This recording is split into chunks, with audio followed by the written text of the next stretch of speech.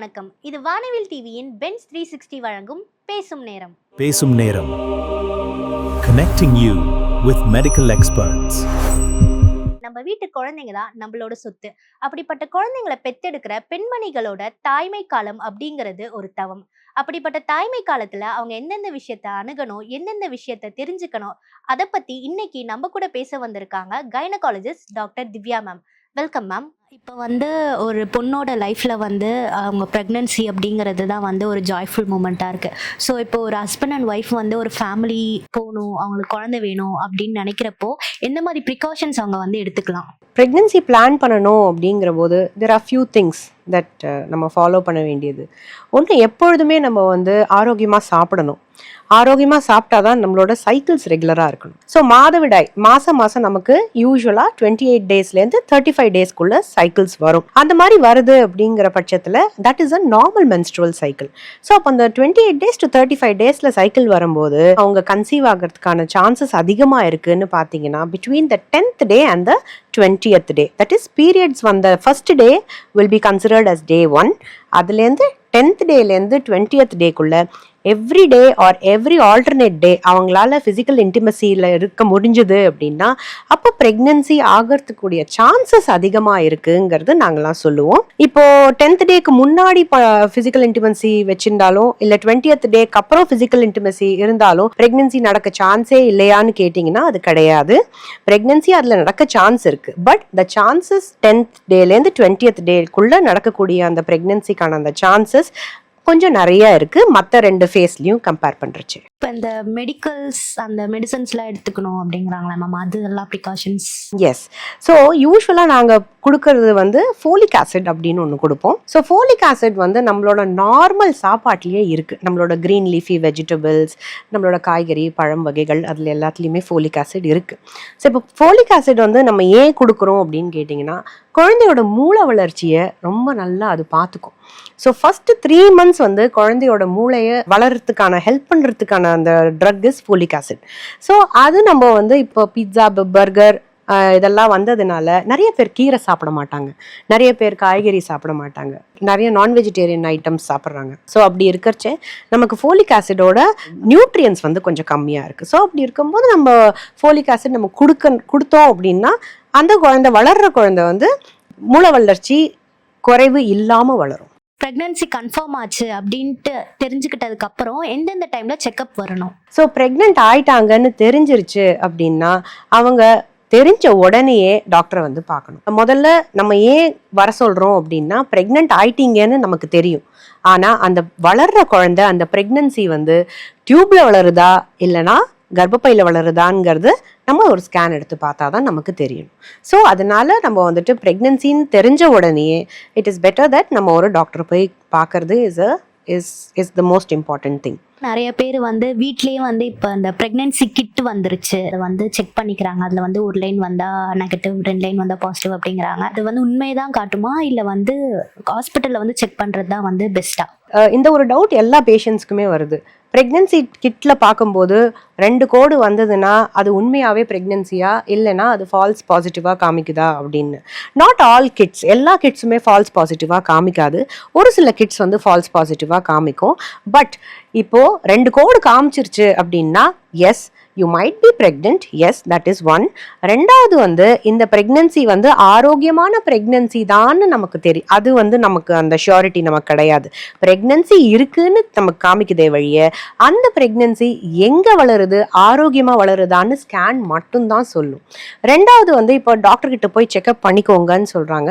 S you should go and get your self checked. But அவங்க check பண்ணி பார்க்கும்போது யூஸ்வலாக நம்ம அந்த யூரின் ப்ரெக்னன்சி டெஸ்ட்டில் நம்ம பார்க்குற அந்த ஹார்மோன் பீட்டா ஹெச்சிஜி அப்படிங்கிற ஒரு ஹார்மோன், சரிங்களா? அது யூரின்லேயே அது சுரக்குது. அதே ஹார்மோனை நம்மளால பிளட்லையும் பார்க்க முடியும். ஸோ இப்போ நம்ம பிளட் டெஸ்ட் பண்ணி பார்க்கும்போது 100% நமக்கு தெரிஞ்சிடும் தட் அது பாசிட்டிவாக இருக்குது அப்படின்னா டெஃபினட்டாக ப்ரெக்னன்சி இருக்குன்னு நமக்கு தெரியும். அது நெகட்டிவாக இருக்குங்கிற பட்சத்தில் ப்ரெக்னன்சி இல்லைங்கிறது தெரியும். அதுலேயுமே அது ப்ரெக்னன்சி பாசிட்டிவாக நெகட்டிவான்னு மட்டும்தான் தெரியுமே வழிய ஒரு ஆரோக்கியமான ப்ரெக்னன்சியா இல்லையாங்கிறத அந்த பிளட் டெஸ்ட்டும் கணிக்காது, ஒன்லி ஸ்கேன் மட்டும்தான் கணிக்கும். இப்போ வந்து அந்த காலத்துலலாம் வந்து பாட்டி அவங்கெல்லாம் வந்து ப்ரெக்னெண்ட்டாக இருக்கும்போது ஒரு அட்வைஸ் தருவாங்க, இல்லைன்னா ஹாஸ்பிட்டல் போய் பார்ப்பாங்க. இப்போல்லாம் வந்து கூகுளே வந்து அட்வைஸ் மாதிரி ஆயிடுச்சு. நிறைய பேர் வந்து கூகுள்லேயே பார்த்துட்டு எங்கள் அம்மாலாம் எதாக இருந்தாலும் கூகுளில் பார்த்துட்டு எனக்கு மாத்திரை கொடுத்துட்றாங்க மேம். ஸோ அந்த மாதிரி ப்ரெக்னென்சி டைமில் கூகுள் பார்த்து பண்ணுறது சேஃபா? அந்த காலத்துல வந்து எல்லாரும் ஒரு ஜாயிண்ட் ஃபேமிலியில இருப்பாங்க.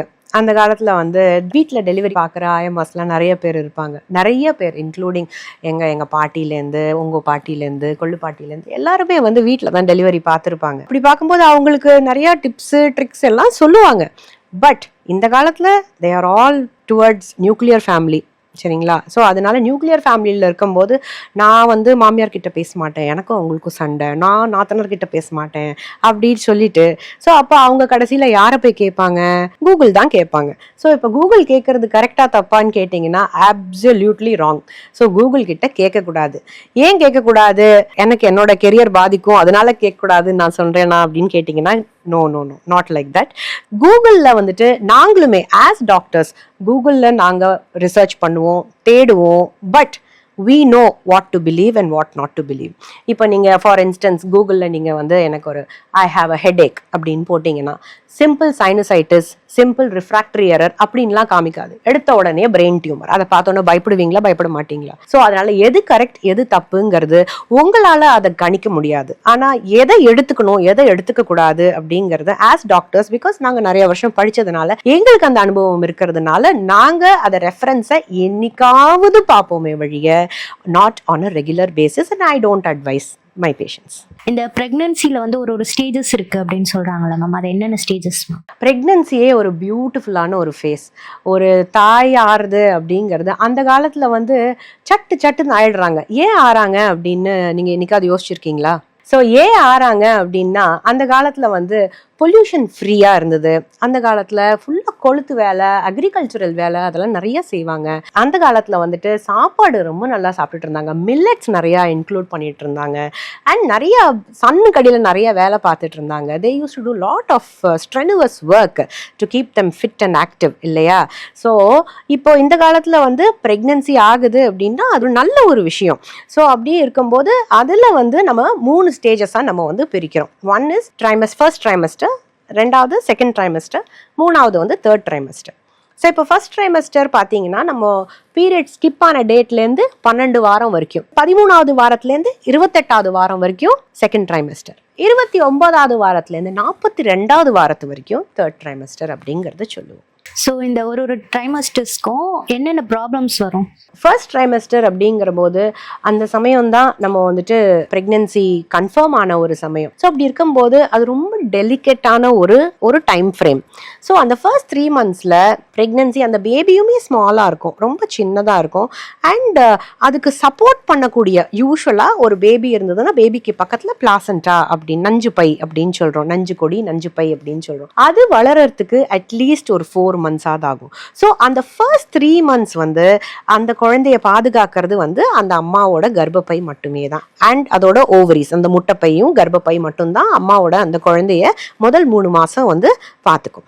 ஸோ ஃபர்ஸ்ட் ஸ்பாட்டிங் இருக்கு இந்த மாதிரிங்கிற கம்ப்ளைண்ட்ஸ்லாம் சொல்லுவாங்க. ஃபர்ஸ்ட் 3 monthsல வந்து யூஸ்வலாக ஸ்பாட்டிங் இஸ் நிறைய பேருக்கு வரும். ஆனால் ஸ்பாட்டிங் வந்து அவ்வளோ அலார்மிங் கிடையாது, அவ்வளோ பயப்படணும்னு அவசியம் கிடையாது. ப்ரொவைடட் நீங்கள் வந்து எல்லா ஸ்கேனும் பண்ணிவிட்டு அந்த குழந்தை நல்லா தான் வளருது, கர்ப்பப்பையில் நல்லா வளருதுங்கிறது உங்களுக்கு தெரிஞ்சதுக்கப்புறமும், உங்களுக்கு ஹார்ட் பீட்டும் நல்லா இருக்குது அப்படின்னு தெரிஞ்சதுக்கப்புறமும் நமக்கு ஏதோ ஒரு ஸ்பாட்டிங் வருது அப்படின்னா அது யூஸ்வலி அது நார்மல். அதுக்கான மாத்திரை கொடுத்து நாங்கள் யூஸ்வலாக டாக்டர்ஸ் வந்து அதை ட்ரீட் பண்ணுவோம். பட் அதர்வைஸ் ப்ரெக்னன்சி கன்ஃபார்ம் பண்ணிட்டீங்க, ஆனால் நீங்கள் ஸ்கேன் இன்னும் பண்ணல, ஆனால் உங்களுக்கு ப்ளீடிங் வருது அப்படின்னா அப்போ நீங்க அலறி அடிச்சுட்டு டாக்டரை போய் பார்க்கணும்.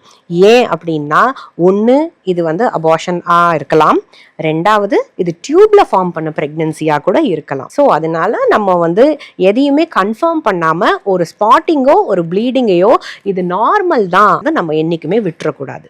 That is for the first trimester. Second trimester பார்த்தீங்கன்னா யூஸ்வலாக வந்து ஒரு ப்ரெக்னன்சிலேயே செகண்ட் ட்ரைமஸ்டர் தான் ஹனிமூன் பீரியட் அப்படின்னு சொல்லுவோம். ஸோ அப்படின்னா என்னன்னா அந்த ஒரு 4, 5, 6 மாசத்துல மட்டுமே தான் அந்த அம்மா வந்து ஜாலியாக என்ஜாய் பண்ணுவாங்க அவங்க ப்ரெக்னன்சியை. ஏன்னா பெருசா ஒன்றும் சிம்டம்ஸ் வந்து அவ்வளவு ஜாஸ்தி தெரியாது. ஏன்னா நஞ்சு பை வளர ஆரம்பிச்சிருச்சு அண்ட் வாந்திலாம் நின்னுருச்சு, அதெல்லாமே ஓகே. ஸோ இப்போ வந்து ஸ்லோவா அந்த அம்மாக்கு வந்து பியூட்டிஃபுல்லா ஒரு க்ளோ வர ஆரம்பிக்கும். So she will start to become very beautiful. So அது கொஞ்சம் இருக்கும். அவங்களுக்கு எந்த சிம்டம்ஸுமே பெருசாக இருக்காது. ஃபர்ஸ்ட் ட்ரைமெஸ்டரில் இந்த வாந்திலாம் இருக்கும். ஸோ பட் லாஸ்ட் ட்ரைமெஸ்டரில் கடைசி 3 மாதத்தில் நீங்கள் பார்த்தீங்கன்னா குழந்தை வந்து நல்லா முட்டிக்கிட்டு இருக்கும். ஸோ அப்போ முட்டிக்கிட்டு இருக்கும்போது ஃப்ரீக்வெண்ட்டாக யூரினேஷன் வரும்.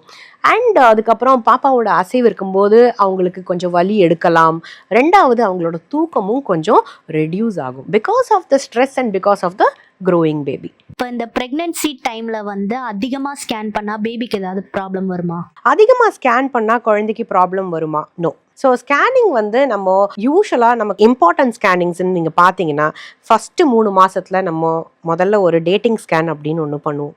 அது குழந்தை வந்து எங்கே வளருது, எப்படி வளருதுங்கிறது பார்க்கறதுக்கான ஒரு ஸ்கேன். ரெண்டாவது இம்பார்ட்டன்ட் ஸ்கேன் வந்து மூளை வளர்ச்சிக்கான scan which is done first trimester, that is 3 மாதம் எண்டிங்கில் நம்ம வந்து அதை பண்ணுவோம். குழந்தைக்கு ஏதாவது மூளை வளர்ச்சி ப்ராப்ளம் இருக்கான்னு பார்க்கறதுக்கூடிய ஒரு ஸ்கேன், அது ஒரு இம்பார்ட்டன்ட் ஸ்கேன். 3வது ஸ்கேன் தான் நம்ம வந்து அனாமலி ஸ்கேன் அப்படின்னு சொல்லி 5ஆம் மாதம் ஸ்கேன், குழந்தைக்கு ஏதாவது குறைபாடு இருக்கா அப்படிங்கிறது பார்க்கறதுக்கான ஒரு ஸ்கேன். 4வது ஸ்கேன் வந்து growth ஸ்கேன் அப்படின்னு பண்ணுவோம். அது வந்து 7வது மாசத்துல நம்ம வந்து பண்ணுவோம். அது ஏன் பண்றோம்னா குறைபாடுலாம் நம்ம பார்த்துட்டோம், ஒன்றும் இல்லை.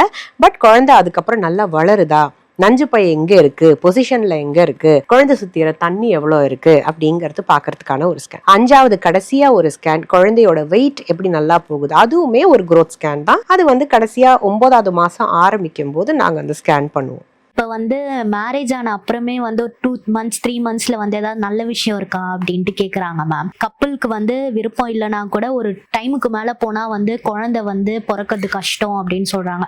ஸோ எந்த டைம் வரைக்கும் லேடிஸால் குழந்தை பெற்றுக்க முடியும்?